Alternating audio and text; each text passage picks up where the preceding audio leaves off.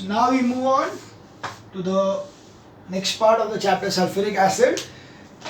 So we learned up till now the contact process of manufacturing of sulfuric acid. Now we go further with the physical and chemical properties of sulfuric acid. So first of all, the physical properties. Colorless, yes. The sulfuric acid is colorless in any concentration, so that's why it is colorless. Odor is odorless, it doesn't have any smell also, so it is completely odorless. Taste wise, it is slightly sour to taste here because of the acid content, so it is sour to taste.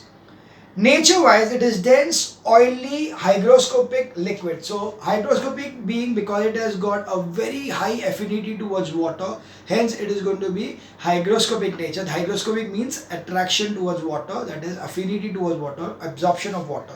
So being hygroscopic, it absorbs moisture from the atmosphere, and hence concentrated sulfuric acid is kept in airtight bottles, because if you do not put it in airtight bottles, it is going to absorb the moisture from the atmosphere, and slowly the concentrated sulfuric acid will become dilute sulfuric acid. Physiological nature, concentrated acid is highly corrosive in nature and chars the skin black. So if concentrated sulfuric acid falls on your hand, it is going to give you a black colored spot on the hand, and it is going to burn off that particular skin and turn black. Density, it is heavier than water. Pure acid has a specific gravity of 1.85. Solubility, soluble in water in all proportions. Constant boiling temperature, mixture forms a constant boiling mixture of boiling at 338 degrees Celsius, containing 98.5% of the acid. So yeah, the constant boiling mixture is gone at 338 degrees Celsius. Hence you normally have the concentration of sulfuric acid to be very high even by heating, because 338 degrees Celsius tak it is going to get the water going to get evaporated and content of H2SO4 remaining inside the solution. So we can have 98.5% concentration through boiling. So that is, it is going to form a constant boiling mixture only up to 98.5% only at 338 degrees Celsius. Hence boiling point is 338 degrees Celsius. Boiling point for HCl was only -83, and that was dilute nitric acid was 86. So you can see that the boiling point of sulfuric acid is extremely high. And that could also be the reason why it is used for production of volatile acids, because it is having a high melting point and it is non-volatile in a concentrated form. Melting point freezes to colorless crystal having melting point 10.4 degrees Celsius. So sulfuric acid can turn into solid at just 10.4 degrees Celsius. That's why it is going to freeze at 10.4 degrees Celsius. So melting point is 10.4. Conductivity wise, pure acid almost a non-conductor of electricity. So when it is a pure acid, okay, H2SO4, when it is a pure acid, it has no ions, no H3O formation, and hence it almost a non-conductor of electricity. Dilute acid, because of formation of H3O, it is going to give you a good conductor of electricity. Now dilution of concentrated acid is done by addition of acid to water. Now this is very important over here.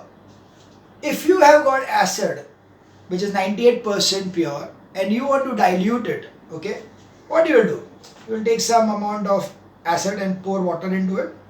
No. Okay, you cannot do that. You cannot add water to the acid. You have to do it ulta. You have to add acid to the water. Okay, this is because when you take acid in a bigger quantity and water in smaller quantity, क्योंकि जब हम लोग pour करेंगे तो एक साथ तो पूरा डाल नहीं पाएंगे, so we are going to pour it inside the acid. So when you pour it inside, means the quantity of acid is more and the water is less. Because the water is less, that's why the water is going to get heated up because of the high the exothermic reaction, and it is going to even spurt out. So there is spurting taking place. और मैंने अगर समझे beaker पकड़ा हुआ है acid का और मैं पानी डाल रहा हूँ, स्पर्ट हुआ तो मेरे हाथ पे गिरा तो क्या होगा? Yes, black colored charring. Okay, so that's why it is necessary that we take care that we do not add water to the acid, but instead you take a beaker containing water and pour acid into it so that the dilution is slow and steady. Okay, and whatever heat is generated, because the water content is more, it is going to be quenched inside. So for dilution of concentrated sulfuric acid, the acid is added to the water and not water to the acid, even though heat is evolved in both cases. Yes, in both the cases the heat is going to be evolved, but yet we are not going to add water to the acid. We are not going to add the acid to the water. Sorry, we are not going to add the water to the acid, but we are going to add the acid to the water. Water bigger quantity, acid small quantity. If water is added to the acid, then is a sudden increase in the temperature, and acid being in bulk tends to spurt out. If acid is added to water, the water is in bulk and the acid being heavier settles down. The evolved heat is dissipated in the water itself, and hence the spurting of the acid is minimized. Okay, so what they say is that if I take a water and then I pour acid into it, so I am adding acid to water. So at that time when acid goes inside, acid is heavier than water, so it settles down. When it settles down, automatically the heat which is going to be generated over there is easily distributed inside the water, so the spurting which may take place is minimized. The next is distillation or boiling cannot be used to concentrate sulfuric acid beyond a certain concentration. Yes, again the constant boiling mixture at 338 degrees Celsius. An aqueous solution of sulfuric acid forms a constant boiling mixture at 338 degrees Celsius containing 98.5% of the acid. A constant boiling mixture is one which boils without change in composition. Hence, on boiling, the above mixture evolves out the vapors of both the acid and the water, same proportion from the liquid mixture. So, if you are heating the constant boiling mixture that at 338 degrees Celsius, if you are heating this particular further, if you are keeping on heating the acid so that as to increase the concentration, you will find that the amount of acid vapors out and even the water vapor comes out in the same quantity, same ratio as present in the solution. Hence the ratio of the solution does not change. Hence the proportion of the liquid mixture remains constant. So that's why we have a constant boiling mixture of acid at 98.5% at 338 degrees Celsius. We now come to the chemical properties of sulfuric acid. We'll first see the dilute sulfuric acid, the properties of dilute sulfuric acid. A dilute sulfuric acid as an acid when dilute behaves like a complete acid. Okay, it behaves as an acid when dilute. So sulfuric acid is going to be a perfect acid. Okay, it will have all the properties, all the general properties what we learned of the acids in the acid base and salts are applicable to sulfuric acid dilute. Okay, so yes, acidic property is due to the presence of H plus ions which are going to be given out when it is coming in contact with water. So we have over here H2SO4. This H2SO4 actually is nothing but the formation of 2H plus SO4 2 minus. Okay, and then there will be the water coming up over here. So this H plus is going to come in contact with water to give you H3O plus. This is nothing but the cause of H2SO4 being acidic in nature. So H plus, or the we can say H plus ions hydrated in the aqueous solution is going to be formed, and you will see that one particular, so because 2 over here, that's why it is going to give me 2 H3O. So one molecule of the acid gives you 2 H3O ions, hence it is dibasic in nature. So H2SO4 is dibasic in nature because of the 2 hydrogen atoms, 2 hydrogen ions which are generated, or 2 H3O ions generated from this particular acid at a time. Now the litmus solution, so sulfuric acid turns blue litmus red and methyl orange pink because it is acidic in nature. So methyl orange pink and blue litmus red. Now some typical general activity reactions of dilute acid or typical properties of dilute acid. So we go one by one with the properties of chemical properties of H2SO4. So we know that whenever you take an acid, the first reaction what you're going to take place is with the active metal. So first one is active metal. So with active metal we know that, example over here, Zn plus H2SO4 is going to give me ZnSO4 plus H2 gas will be released. So there will be a release of hydrogen gas from the sulfuric acid. The same can be done with even Fe. So it will be H2SO4 will give you FeSO4 plus H2. So this is a reaction what takes place with active metals. So active metals are going to reduce, or we are going the active metals are going to displace the hydrogen from the sulfuric acid and give out hydrogen gas. The next is reaction with the base, that is the neutralization reaction. So it is reaction with base, which is nothing but neutralization. So neutralization reaction, which is base plus acid, but gives you salt plus water. So we are going to base Na2O plus H2SO4 is going to give me Na2SO4 plus H2O. So this is one form. There could be another one which will be MgO plus H2SO4 is going to give me MgSO4 plus H2O. You can also take here, again we can take copper also. Again copper will be reacting with H2SO4 to give you CuSO4 plus H2O. Again mind well, here copper is not not able to replace the hydrogen over here. It is the presence of the H3O, that's the presence of the H plus ions which is causing this thing to take place. Okay, it is the H plus ion which is causing this copper to get deoxidized, and that is reduced, and that's why it is forming into copper plus sulfate, so copper sulfate. Similarly, you can have even hydroxide. So we can have NaOH plus H2SO4 will give me the same reaction, Na2SO4 plus H2O. So these are the neutralization reactions. So when CuCO3 also gives you the same thing, that is ZnOH twice, CuCO3 is for next one, carbonate. ZnOH twice will also give you the same thing, that is ZnSO4 plus H2O.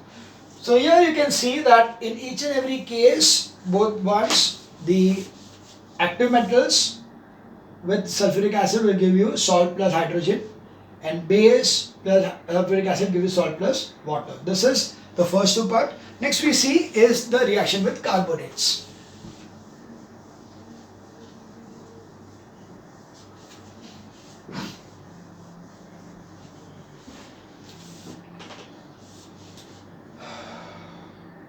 Third is carbonates. So as per our original thing, we know carbonates, what will they give you? Salt plus water plus carbon dioxide. So when you take over here Na2CO3 plus H2SO4 is going to give you Na2SO4 plus H2O plus CO2 gas will be given out. Same thing can also happen with CuCO3 plus H2SO4 will give me CuSO4 plus H2O plus CO2. So the carbonates, as usual, the acid with the acids, carbonates are going to give you salt plus water plus carbon dioxide. Even the bicarbonates does the same thing. So if it is bicarbonate, again the same thing. If I take KHCO3, then it is going to give me plus H2SO4. It is going to give me KSO4, K2SO4 plus H2O plus CO2. So this is the reaction with even the bicarbonate. So bicarbonates or carbonate will give me salt plus water plus carbon dioxide. This is the general property of acid which is perfectly being taken care of by dilute sulfuric acid. Next is sulfites. So when I take a sulfite, that is Na2SO3 plus H2SO4 is going to give me, sulfites will always give me sulfur dioxide, salt plus water plus sulfur dioxide. So Na2SO4 plus H2O plus SO2. So the gas evolved will be SO2. So similarly when bisulfite, same thing happens. NaHSO3 plus H2SO4 gives the same end result, Na2SO4 plus H2O plus SO2. So this is going to be the reaction with sulfides and bisulfides. We know that sulfides and bisulfides, when they react with an acid, they are going to give me salt plus water plus sulfur dioxide. So that will be the sulfides. And finally is the sulfide. So fifth part is sulfide. So we have over here Na2S plus H2SO4 will give me Na2SO4 plus H2S. Now this is thing that sulfides gives you hydrogen sulfide. Sulfide will always give you hydrogen sulfide. So even if you have over here FeS or ZnS, you are going to get the same result that you are going to get over here. It is FeSO4 plus H2S. So for all the reactions which is going to take place over here with a sulfide, the resultant will be hydrogen sulfide gas will be evolved. We learned that hydrogen sulfide gas can be easily detected by its rotten egg smell. So the identification in this case will be rotten egg smell. The identification in this case, carbon dioxide, will be it turns the red litmus, or so it turns the lime water milky. But you will be surprised to know that even SO2 gives the same thing. It will turn lime water milky. तो इसीलिए हम लोग को potassium permanganate या potassium dichromate paper use करना पड़ेगा to check whether it is carbon dioxide or sulfur dioxide. The one which changes the color will be sulfur dioxide. One which do not have any change will be carbon dioxide.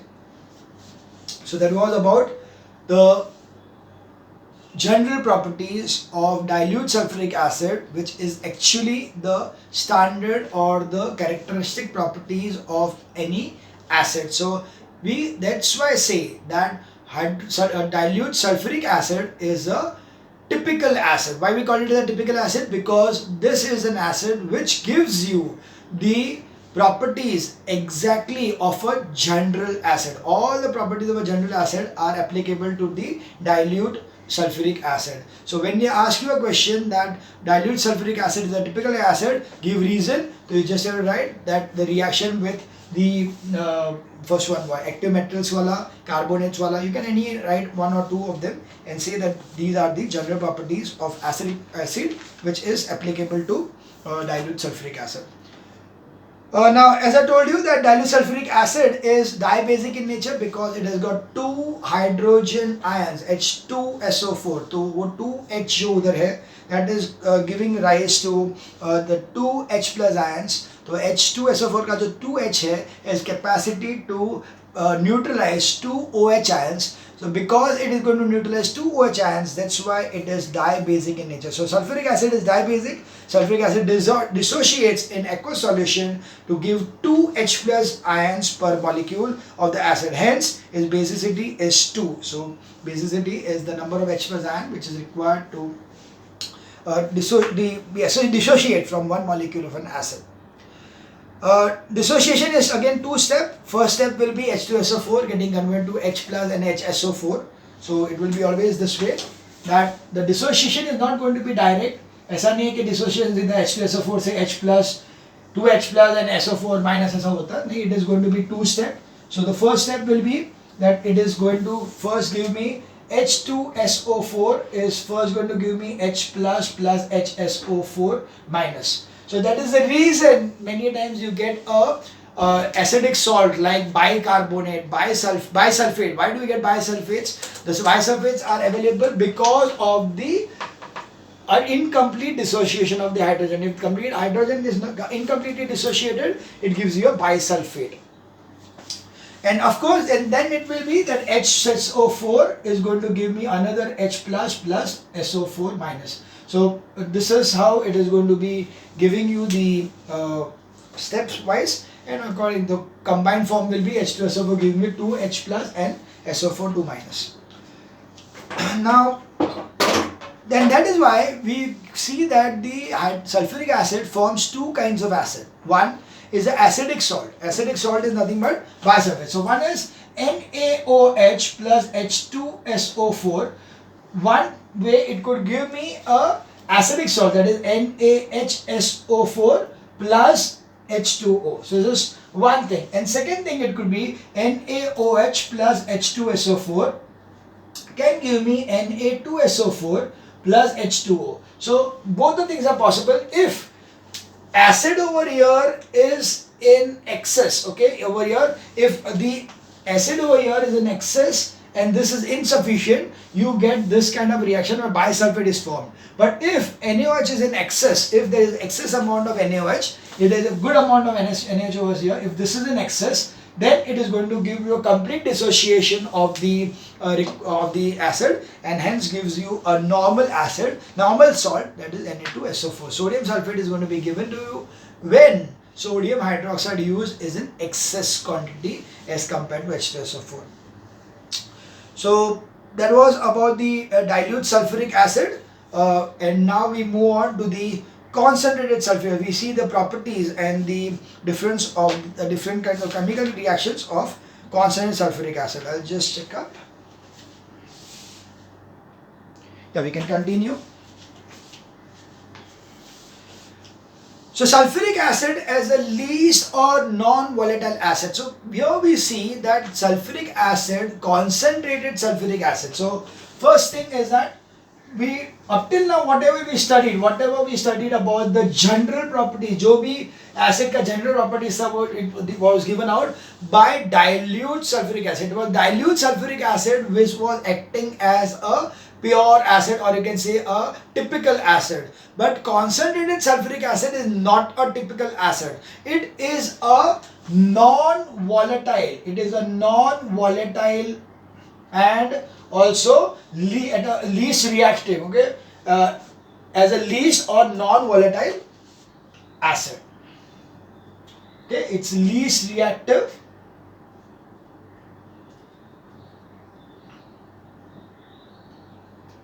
It's a least reactive or non-volatile acid, which is nothing but the concentrated sulfuric acid. So this is concentrated H2SO4. So concentrated H2SO4 is non-volatile acid, and that is why we are using it to produce volatile acids, which we already saw in H2SO4 and HNO3 chapters, HCl and HNO3 chapters. Concentrated sulfuric acid is, in comparison to nitric acid and hydrochloric acid, is less volatile or non-volatile acid with a high boiling point. So what are the main salient features of concentrated sulfuric acid? First thing is it is non-volatile, least reactive, plus high boiling point. Very important characteristics of concentrated sulfuric acid: non-volatile and high boiling point. Hence, when heating this with salts of more volatile acids, concentrated sulfuric acid displaces the volatile acids from their salts. Hence, concentrated sulfuric acid is used in the preparation of hydrogen chloride and nitric acid. That is what we already learned. So we just go through the reactions once again, what we have seen over here, that is NaCl. So we take a salt of chloride reacting with concentrated H2SO4. We know that the reaction will give me as Na2SO4, or we can take it as NaHSO4, because we are going to take it as temperature less than 200 degrees Celsius, and we are going to get over here HCl gas. Okay, the same can be done with also KCl. And next one is we take NaNO3 plus concentrated H2SO4. This is a nitrate. Nitrate will give me nitric acid. So again, the temperature less than 200 degrees Celsius will give me NaHSO4 plus HNO3. So there we see that due to these two properties, the concentrated sulfuric acid is used to generate volatile acids from the salts of the volatile acids. Chloride से hydrochloric acid मिला, nitrate से nitric acid मिला. Okay, we are using concentrated sulfuric acid to get the volatile HCl and volatile HNO3. So of course the temperature over here we are taking as less than 200. So we are going to get over here only partial kind of displacement, hence we are going to get acidic salts over here. If the temperature is increased, you get a Na2SO4 in this case, but as we know that if you do so, we are getting a white crust, okay, on the apparatus which cannot be removed. So इसलिए we don't use a temperature about 200 degrees Celsius. So that was about the least reactive part. The next thing is sulfuric acid as an oxidizing agent. Okay, I think I'll stop here and we'll continue in the next video.